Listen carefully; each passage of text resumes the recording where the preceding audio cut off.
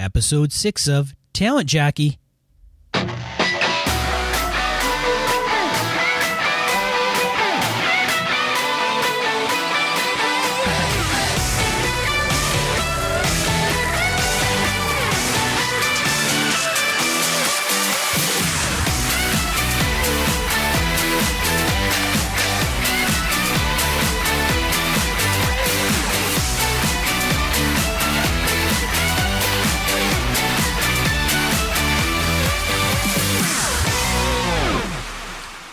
Hello, hello, hello. This is your host, Sean, where I talk about inside information and insight into the world of talent acquisition.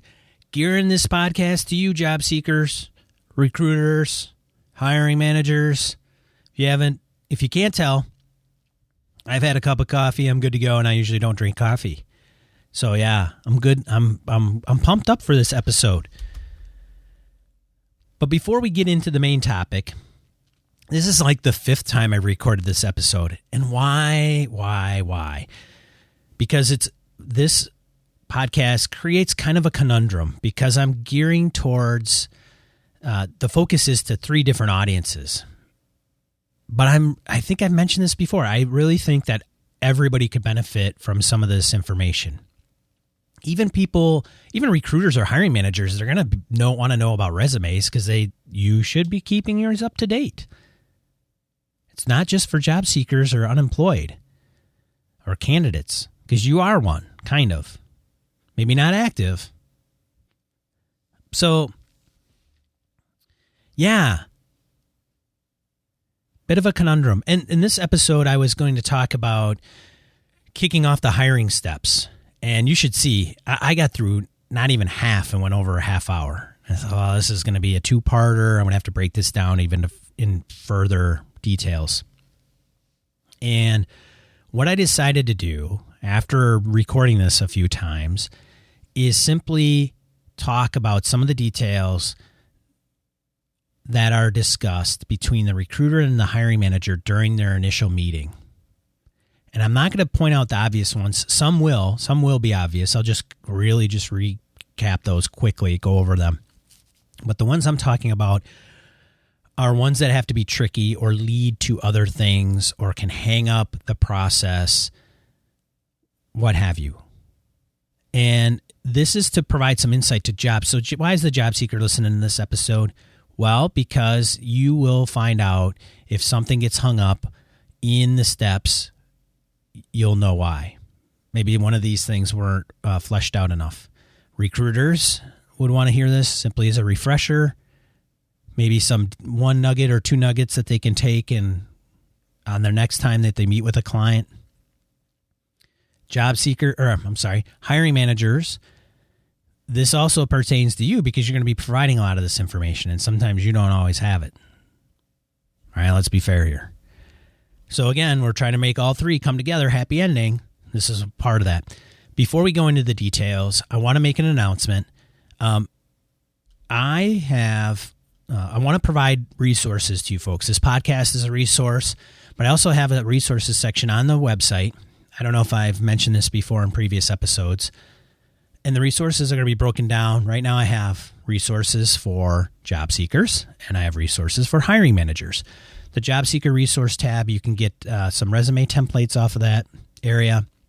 There's also a job tracking spreadsheet that I put together that you're certainly willing and able, or if you'd like to edit that, that's fine. Just starting points for job seekers. We have our first resource under hiring managers. Now, this thing's awesome. A friend of mine routed this over, and it's great. I don't know who put it out there. She got it routed to her. She routed it to me. I asked for it. It's really great. Hiring managers, you're going to love this thing. It's the complete list of behavioral questions. 400 questions and scenarios. Over 400, actually. Over 400. I think maybe 420, 450. I don't know, somewhere in there. And it's spread across 40-plus competencies, ranging from adaptability to values diversity. Now, some of those competencies have more questions than others, but if you are struggling coming up with interview questions and scenarios, this thing is the bomb. Check it out. Download it for free. Again, if you find out, hey, this is the list published by this person or that organization, let me know, and I will absolutely pull it down, go to them for permission, and do the right thing. But I couldn't find any way to verify who actually put this thing together so I could do that. So I'm putting it out there for free. I'm not charging for it. I don't want to get in trouble and say it's mine and I put up all these questions and then charge for it. It's just not the right thing to do. So, but do check it out. And if you're a recruiter and you want to provide something to your hiring manager, download this thing, give it to them. They can pick out the questions they want. I've had people, some organizations have interview guides, and they'll have maybe a list of 5 to 10 interview guides broken down by competency, leadership, adaptability, project management, whatever it is. And there may be like 4 or 5 questions in there. They're probably a little, pretty comprehensive. And then the manager and the manager's interview team can choose what competencies they want to kind of gear this towards based on the role. I mean, this thing's awesome. I mean, I know a lot of people that kind of ditch those interview guides and just take this list. They'll go through them. They go, for every role we want this question asked for sure, this question for sure. And then depending on the other role, we'll highlight this and highlight that. And you can certainly put your own together based off of this over 400 questions and scenarios. Give me an example of this. Give me a time when you did that. This job requires this. Tell me how you've done that in the your previous organization. It's really awesome. Go there. Resources. It's talentjockey.com/hiring manager resources. All one word. And it'll get you to the right page. Check it out. Let's get into the episode. All right. So instead of instead of getting into a bunch of details of, this is how this works and how that works and this is why or whatever, what we're going to do is we're just going to assume that the hiring manager has a vacancy, the recruiter has been notified, and if it's either a corporate recruiter or staffing recruiter, they've been notified and they're brought in and they meet with the hiring manager to get the details of the position. Not all people will meet with the hiring manager. Some people just don't need to. Maybe you're recruiting for a call center for a global company that has like 100 of them, and that's the only role that you always recruit for, and it's the same skill set and hasn't changed in years. Totally get it. But most of the times you're going to, the recruiter's going to meet with the hiring manager for at least 15 minutes, maybe 30 to 60, get some of these details knocked out. All right. So hiring manager has a vacancy. Rec is initiated, recruiter's notified. Recruiter meets with hiring manager to get details. The standard details, which I'm not going to go into, are the following. Mr. or Mrs. Manager, is this an internal, or do we have any internal candidates or external candidates that would, or do you know of any, oh my God, internal versus external candidates? Do you know anybody internally to the organization that may be good for this role? If they say, yeah, you know what, come to think about it, Jack or Jill will actually be good for this role. How do we go about, making that happen? Boom, done, finished, right? Just here's what you need to do. Position's filled. Now you might have to go backfill Jack or Jill's position, but nonetheless, I did this. I went through all these questions, got all the details, and then I said, hey, I forgot to ask, is there anybody internally that would be qualified for this position after you just given me all the details? And they say, yeah, actually there is. And they ended up hiring her and transferring her from one department to the other. And I spent, 30 to 45 minutes with these 2 hiring managers. Or it was a senior manager and a director. And literally I could have met with them for like 5 minutes. Oh, well, what are you going to do? But something to ask. So level of the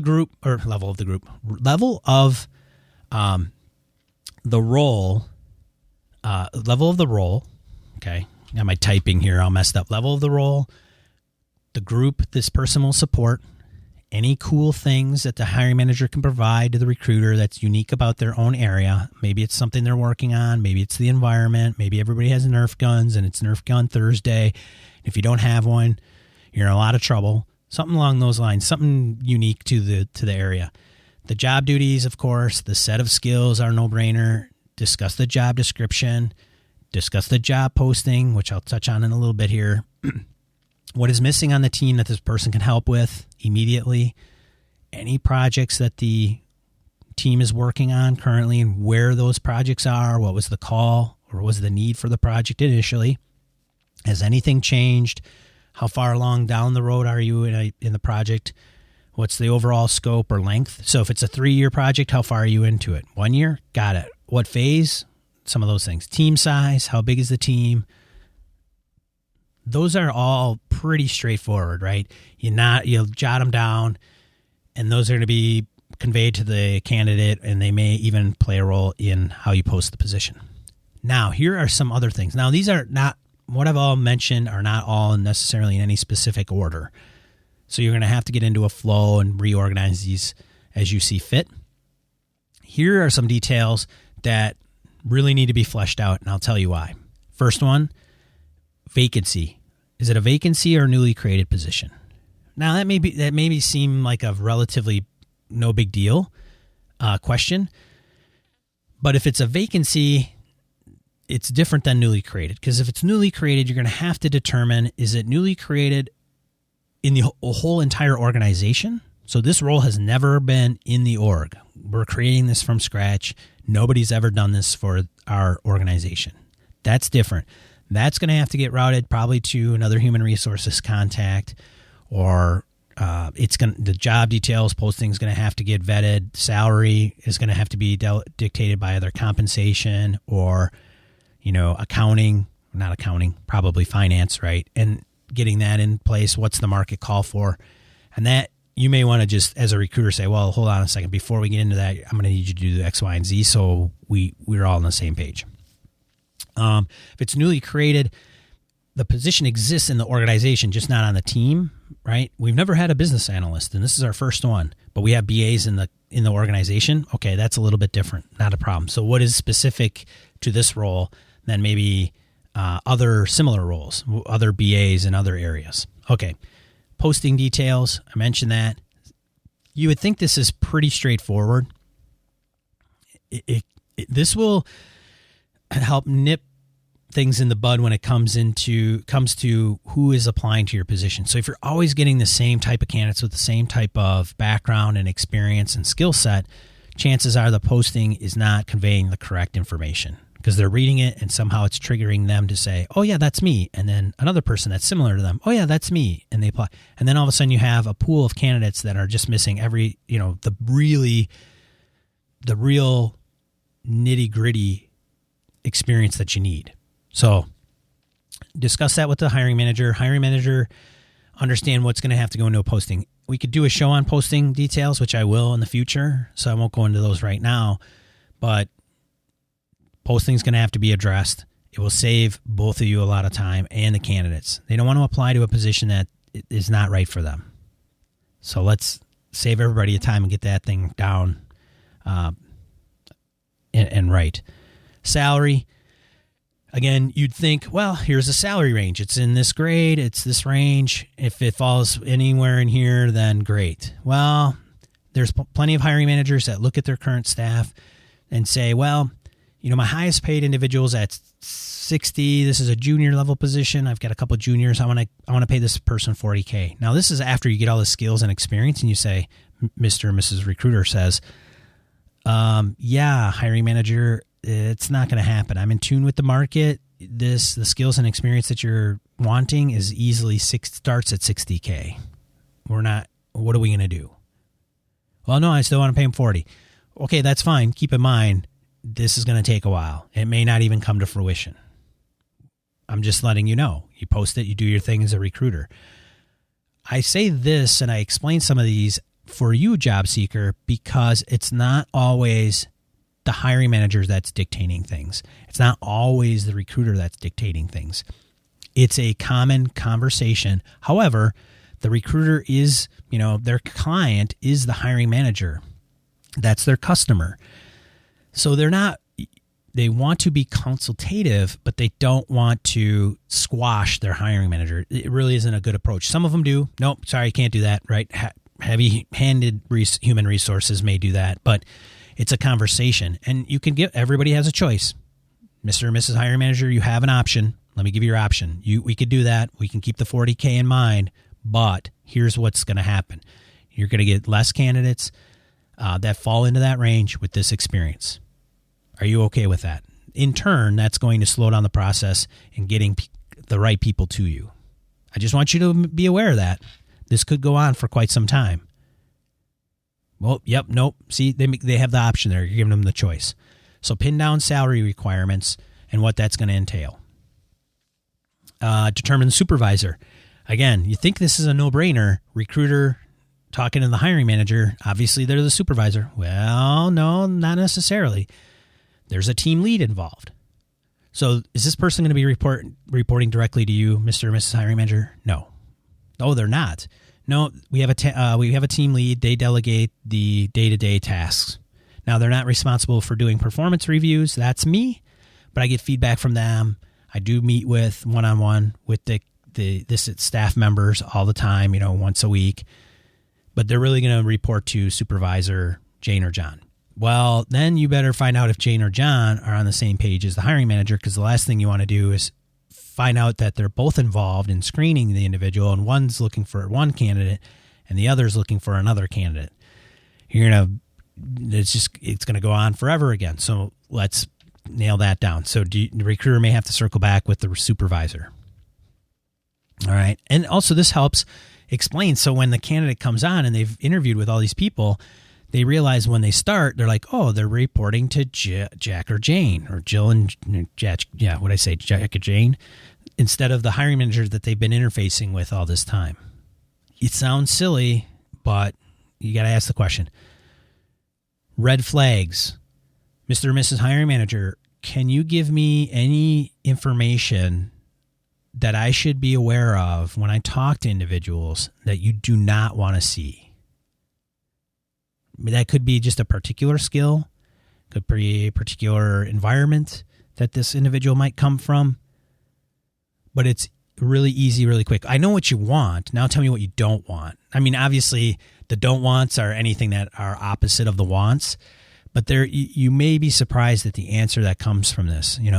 We really don't want anybody that's been using this. It's great. Cognos reporting is great, but we really need somebody with business objects. Got it. Okay, no problem. Then they can ask and screen those out, either by resume or by talking to individuals. Relocation. Tricky. Ask if it's offered by the hiring manager. Are they going to kick in and cover the cost of relocation? Is it on the table? Because this will determine a few things. If it is not on the table, the next question is, will they be okay to hiring from outside the area?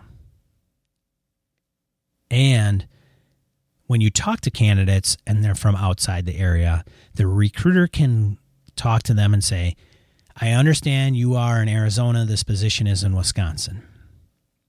We are not offering relocation, but I do like your skill set.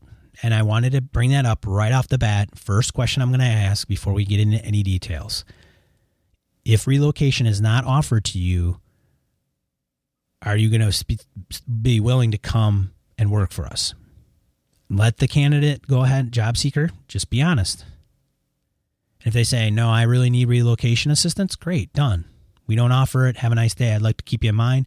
We may have another hiring manager that does offer it for another role that may fit you. Great, give me a call. Now, they may not be available in 6 months or whenever that time lapses, but at least you addressed it.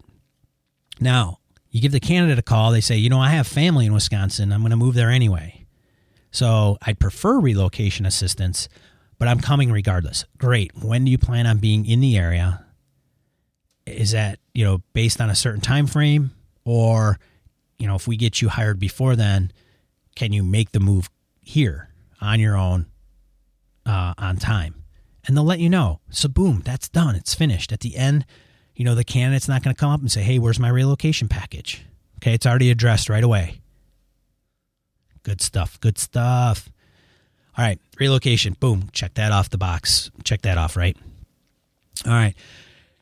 Questions to ask in phone screens, quick hits. Mr. or Mrs. Hiring Manager, do you have one to three questions that you would like me to ask this candidate? So when I present you with the answer, I can either say, this is not what you're looking for, and just automatically disposition them, or you will be able to determine by their answer that they are good to talk to with you in the next step or not.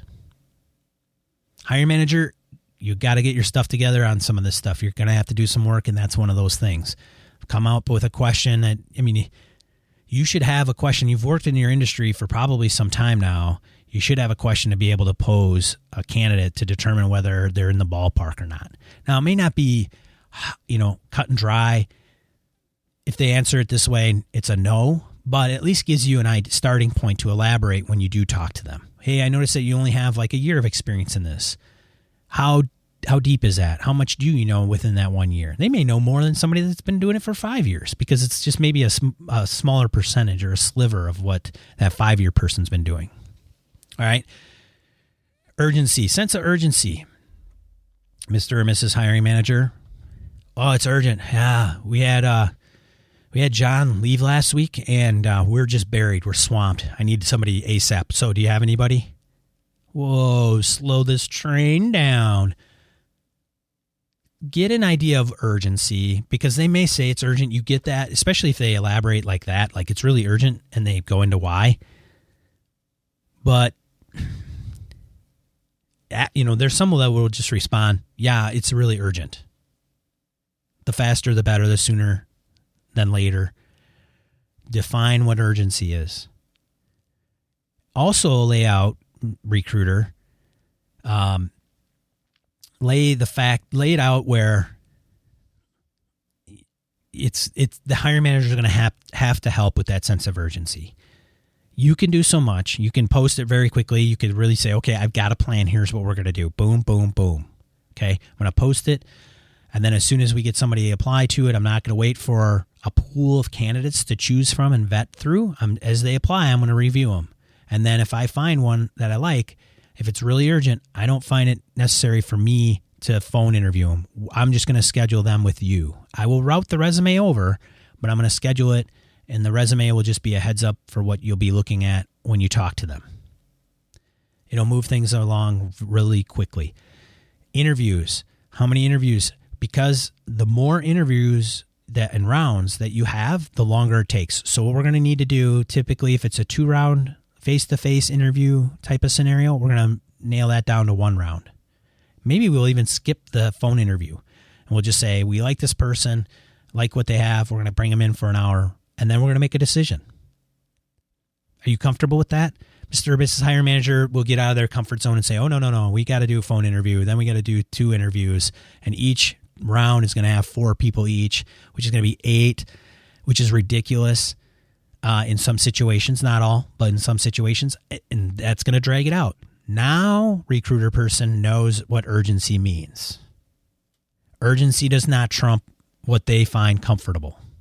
Okay, got it. Oh, this is different. That to me is not urgency as a recruiter. And then when you go to the job seeker or the applicant, you can set these expectations.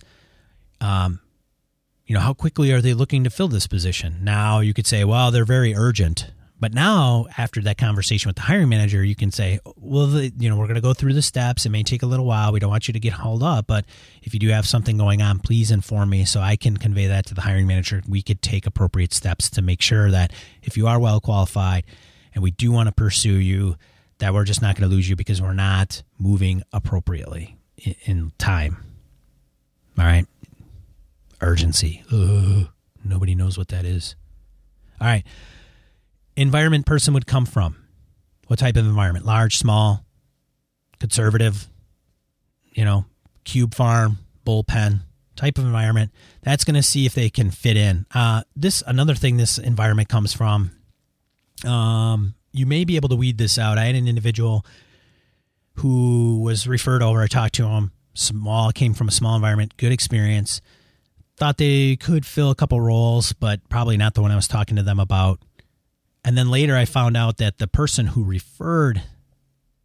and a manager referred this person over, had said, I don't know if he would be a good fit for our organization after talking to him. And he knows him personally. And I said, well, why do you say that? Well, we were talking one day and I was asking him how his day was going. And he's like, yeah, I'm in 2 meetings. It's going to take up probably half my day. I can't stand meetings. And then I look and he says, well, and our environment, we do a lot of meetings and it takes up usually the full day.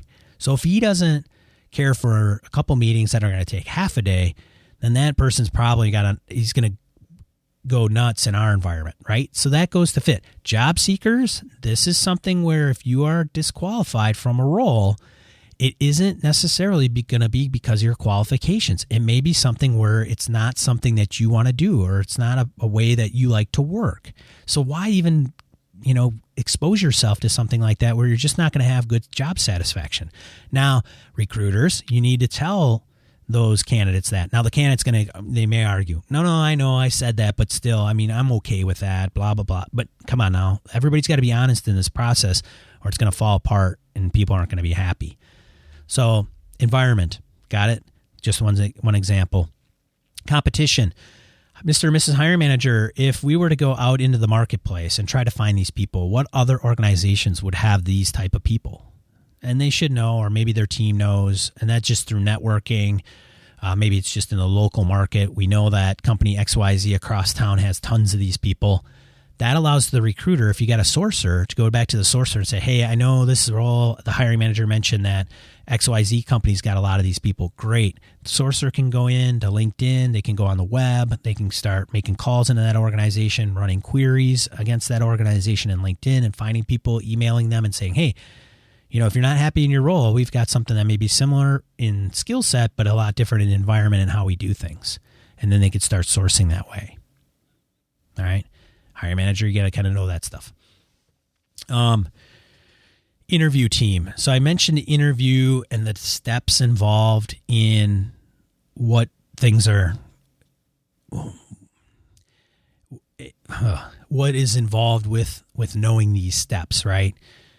Typically, it's not uncommon where human resources or recruiter in HR or even staffing will phone screen this individual in one capacity. Some staffing firms will have even met this person ahead of time, and that's already out of the way, so they could just submit them over to a client. That's their edge. Hiring managers, you got to get this stuff down, okay? You got to know who's on your interview team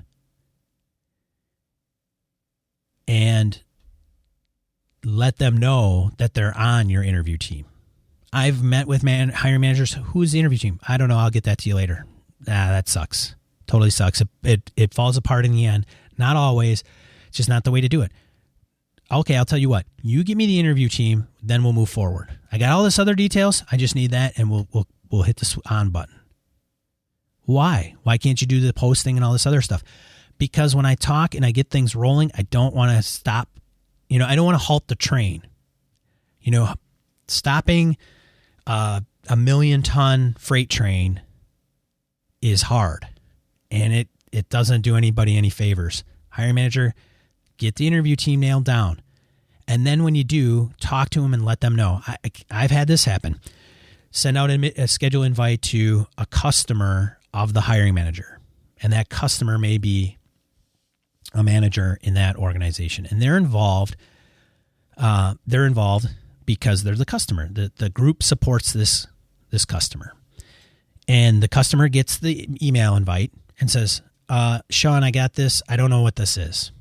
What's this all about? And I say, well, hiring manager over here said that they wanted you involved in the interview for this vacancy that they have. Well, I don't know anything about it. Great. Okay. Now the recruiter's in a pickle and has to say, okay, Mr. or Mrs. Hiring Manager, you didn't go and talk to them and set the expectations. Another thing is, what happens if you have a room of 4 directors and all 4 directors are, looking at this candidate and they all love this person, and they get a customer who's a VP that outranks all of them in a hierarchy, and that VP says, no, they're not qualified. Now what do you do? What do? You have 4 directors, the hiring manager and 3 of their peers, but the VP doesn't want to hire them.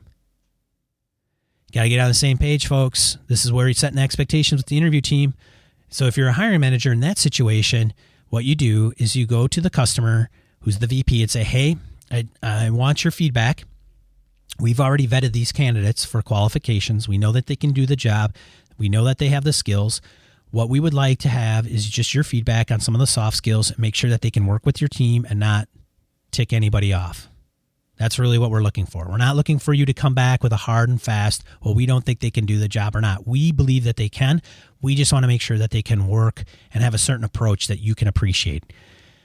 Candidates, the reason this is done is because they don't want to have you come in, have a particular approach that you're comfortable with and you're really good at it, but they don't like it. And it's not that you're not doing a good job. They just may not like your approach. So that's chemistry. That's really what it comes down to. Chemistry, personality, culture fit, things of that nature. Okay. So hiring managers, you got to get your act together on that stuff. Nip that in the bud. I'm telling you, it'll help out, and it's not that hard, really. Email, just wanting to let you know. Good. Okay. Inform you. Now, as far as steps go, the more steps, the more rounds, the longer it's going to take to hire somebody. And frankly, if you're hiring for an entry-level person, you don't need 8 people to interview them. You're a hiring manager. You're empowered. You make the decision. You've got where you are today based on what you've done and your achievements and accomplishments. Part of that should be working with a team and hiring folks. Make the decision. I know a lot of organizations do, consensus because one manager may inherit that individual down the road. Just feel confident, get through the unknown, make things known through the interview process, and make a decision. And do it in a timely fashion without overburdening the candidate, having them come in 3 or 4 times to meet with 12 people. In some roles, it's necessary, maybe. But let's be reasonable, dependent upon the level of the role, okay? Recruiters, you got to push on that. Candidates, this is one I'm on your side on. We got to make that candidate experience better. Next one, last one, details on how the manager can help with recruitment. Recruiters, you got to give them some ideas. They have no idea. Hiring managers don't know how they can help you help them. Get them on social media, have them post links, talk to their network. They may go to social functions. As candidates get unemployed, I tell them that they got to start talking to people and letting people know that they're unemployed so that they can get the message out in case one of those people happen to get a lead on an opening that they can send over to them and make that happen, right? It shouldn't be something that they are ashamed of. Same thing with hiring managers. You need to start talking about your open vacancy to your neighbors in passing conversation, small talk. You never know when one of those individuals will say, you know what, I've got a cousin that does exactly what you're looking for, I think. Well, he does something with computers, kind of a technical guy. I'm not sure if he'd be good for your role, but, I'd certainly pass the information along. Great. That'd be greatly appreciated. All right. See? So some of those things get people out there on the, interwebs doing that stuff. Holy cow. Some good stuff. I hope everybody found something of value in this episode 6 of Talent Jockey. If I missed one, or if there's something that you find really valuable, because if you don't nail down as a recruiter or hiring manager, things will fall apart, let me know. Go to the website, go to talentjockey.com/006. Leave a comment in the show notes and let me know. Also, if you'd like to get some, sign up for my email newsletter. I'm putting it together now. It's going to be called Talent Jockey Triple Crown. And in that newsletter, I'm not going to spam you. I'm not going to put it out every day, but it will, give you an update on what I'm doing, any new programs or initiatives that I'm going to be doing through Talent Jockey that you can take advantage of or pass it along. I haven't sent out any to this point, but feel free to send that out. I may put in some promo codes for some workshops that I'll be putting together in the future. I won't share your email with anybody out there. I respect everybody's personal online privacy. All right, well, I'll let you go. You enjoy your day. Make it a good one. And thanks so much for listening again. Peace out.